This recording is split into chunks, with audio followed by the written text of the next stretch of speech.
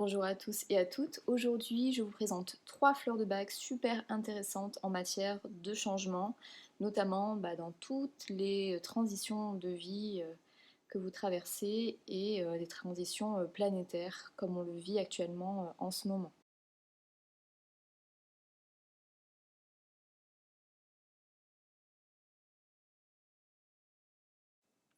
Ces fleurs de bac, en fait, je les propose beaucoup entre les séances d'hypnose parce qu'elles vont avoir un effet, une action complémentaire au niveau énergétique sur les raisons qui font que vous avancez pas aussi vite que vous voulez, que le changement ne s'installe pas aussi vite que vous voulez. Donc, euh, ce que je vous disais sur cette nouvelle ère où les prises de conscience vont être différentes, la première des choses, c'est que on va comprendre que notre corps, en fait, n'est pas que de la matière et qu'il y a une grande importance au niveau énergétique, au niveau vibrationnel, au niveau des fréquences, et que tout ça, ça joue beaucoup dans nos vies. Elle nous pousse aussi cette période-là, à cette transition, à nous libérer de nos blessures. Donc peut-être qu'en ce moment, vous ressentez des émotions qui sont plus fortes, il y a des choses de la vie qui sont là devant vous pour vous faire prendre conscience de certaines choses, pour justement que vous puissiez dépasser ces blessures, donc d'abandon, d'existence, de trahison, d'injustice, pour pouvoir évoluer au niveau spirituel et de vous ouvrir encore plus aux autres et au monde qui nous entoure. Donc je vais vous présenter ces 3 fleurs de bac et juste après, je vous explique comment les utiliser et il y aura un petit conseil supplémentaire personnel pour que ça marche encore mieux. Pour la première fleur, je vous présente Star of Bethlehem. Les noms sont en anglais en premier parce que le Dr Bach était anglais et c'est comme ça que vous allez retrouver les noms sur les bouteilles. En français, c'est l'étoile de Bethléem ou la dame de 11 heures. J'adore cette plante, je l'utilise vraiment très souvent. C'est la première qui me vient à l'esprit dès qu'il y a besoin d'accélérer un changement. Cette fleur, elle va vous permettre de vous libérer du passé, dans le but de pouvoir avancer par la suite.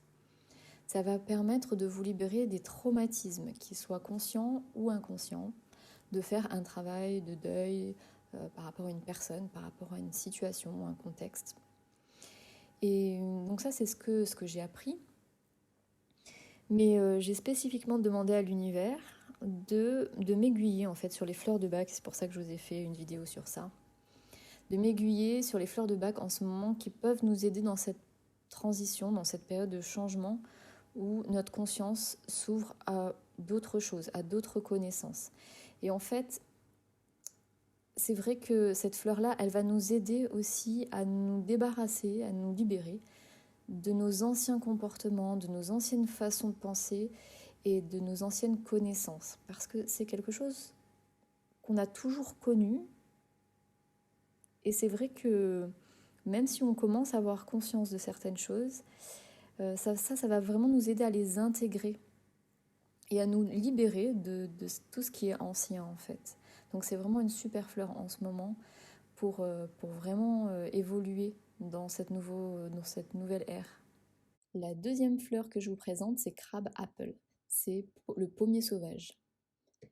Le pommier sauvage va vous permettre de vous purifier et de vous nettoyer vers du coup l'acceptation de soi. Ça va être surtout ciblé sur les personnes qui ont vraiment un sentiment de dégoût envers eux-mêmes, avec soit une mauvaise image ou une mauvaise opinion. Ça peut être lié aussi à un traumatisme qui a entraîné du dégoût sur soi. Elle est intéressante aussi pour les thérapeutes. Donc là, on n'est pas sur un travail émotionnel, mais sur un remède de situation, de temps en temps, pour se nettoyer des énergies qu'on capte, en fait, des autres, des clients, des patients qui viennent nous voir. Cette fleur-là, de ce que j'ai canalisé, elle est importante en ce moment pour s'aimer et se pardonner, pour accueillir les changements bénéfiques. Vous êtes d'accord que si vous n'êtes pas vraiment dans l'amour envers vous-même, ça va être plus compliqué d'accueillir les changements parce que vous allez penser que vous ne le méritez pas. Tout ça, ça va être conscient bien sûr et inconscient. Et la troisième fleur, c'est Oli, le hou. Alors cette fleur, elle va nous aider à accueillir les vibrations d'amour, d'aller vers la bienveillance et le pardon. Alors cette fleur, le docteur Bach la décrivait déjà comme ça. Donc Oli nous protège de tout ce qui n'est pas amour. Elle déverrouille les cœurs et nous rattache à ce qui est divin. Donc ça, cette fleur-là, je ne pensais pas du tout l'utiliser dans une période de transition ou de changement. Et j'ai vraiment été poussée intuitivement à vous en parler. Donc elle permet de se libérer des sentiments de haine, de colère, de jalousie envers les autres. Et ça va être particulièrement intéressant dans cette période pour les personnes qui ont du mal à accepter certains comportements, certaines choses qui se passent, qui ne sont pas du tout dans la bienveillance. Donc tout ce qui est du genre de la violence, de la haine, et qui vont vraiment être affectés par ces comportements-là, et qui vont à leur tour aussi ressentir de la haine et de la colère envers ces gens-là. Donc pourquoi on m'a parlé de cette fleur-là? Parce que en fait, on est en train de se libérer petit à petit aussi de cette notion de dualité entre le bien et le mal.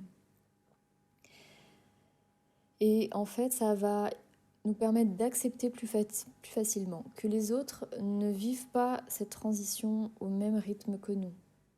Et c'est normal en fait, on n'est pas tous au même stade par rapport à ça. Et ce qui se passe, peut-être que ça doit se passer parce que ça va créer des déclics, parce que ces personnes-là, elles vont évoluer aussi par ces expériences-là. Et c'est pas à nous de juger en fait ce qui se passe. Et ces fleurs-là, cette fleur-là, elle va permettre vraiment d'ouvrir votre chakra cœur aussi aux fréquences d'amour qui arrivent de l'univers et qui nous guérissent en fait, hein, de toutes nos blessures, de tout ce qui est passé. Et ça va vraiment vous mettre dans un état voilà, d'amour et de bienveillance. Pour aller un petit peu plus loin, je peux vous parler de walnut rapidement parce que c'est une fleur qu'on entend beaucoup sur les transitions et sur le changement. Mais en fait, c'est plus un remède de situation. C'est-à-dire qu'il n'y a pas tellement d'émotions derrière ce que vous ressentez, mais par contre, c'est que juste dans le contexte actuel, vous allez être dépassé par les choses parce que tout va très vite et que du coup, vous avez un peu du mal à suivre. Donc ça peut être intéressant. Sinon, ça peut être aussi conseillé pour les personnes qui ont du mal à prendre des décisions importantes. Dans le sens où vous allez mettre plein de choses en place, mais que la dernière chose à faire, la dernière étape, eh ben, il y a un blocage, il y a toujours quelque chose qui fait que ça ne se fait pas. Moi, je ne l'utilise pas vraiment Walnut pour ça, parce que derrière, je pense qu'il y a certainement un travail émotionnel à faire. Donc derrière, on regarde s'il n'y a pas des peurs ou un manque de confiance, etc. Mais voilà, je vous en parle vite fait parce que c'est vrai que Walnut, on en parle beaucoup sur le changement. Ensuite, pour dépasser vos problématiques, vous pouvez associer ces fleurs-là avec d'autres fleurs qui sont plus ciblées hein, sur la peur, la solitude, sur d'autres émotions. Pour utiliser ces fleurs de bac-là, vous allez prendre vraiment pour un travail de fond émotionnel sur 3 semaines, 3 gouttes 3 fois par jour. Donc ça se présente comme ça. Voilà, c'est des petites gouttes. Il faut savoir qu'il y a de l'alcool dedans, donc c'est complètement déconseillé aux gens qui évitent complètement l'alcool. Mais sinon, si le goût simplement vous dérange, vous pouvez le diluer dans un petit peu d'eau, avec plutôt de l'eau de source ou de l'eau minérale, parce qu'on est sur des choses vraiment énergétiques. Donc c'est très très très très fragile. Il ne faut pas rajouter une autre information négative ou qui va venir contrecarrer cette fréquence-là. Donc avec un petit peu d'eau ou 3 fois par jour, 3 gouttes sous la langue pendant 3 semaines. Mon petit conseil perso que je rajoute, certainement pas moi qui le fais, mais voilà, c'est de poser votre intention à chaque fois que vous prenez la fleur.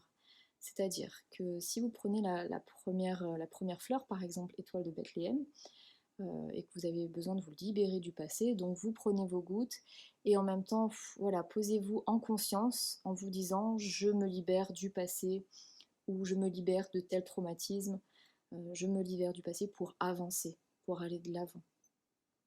Donc voilà, vous trouvez une petite phrase à vous qui peut changer à chaque fois du moment que c'est sur le même thème, dès que vous sentez que c'est un rapport avec la fleur que vous prenez, et vous allez voir que ça, Donc les fréquences de ces fleurs-là, plus le pouvoir de l'intention qui est très très fort, ça va avoir un impact beaucoup plus important. Voilà, j'espère que ces conseils-là vont vous aider. Moi, ça m'aide beaucoup en ce moment, ça aide beaucoup de gens aussi que j'accompagne. Et voilà, j'espère que cette transition vers cette nouvelle ère va se faire en douceur pour vous. Et je vous retrouve dans certainement d'autres vidéos bientôt.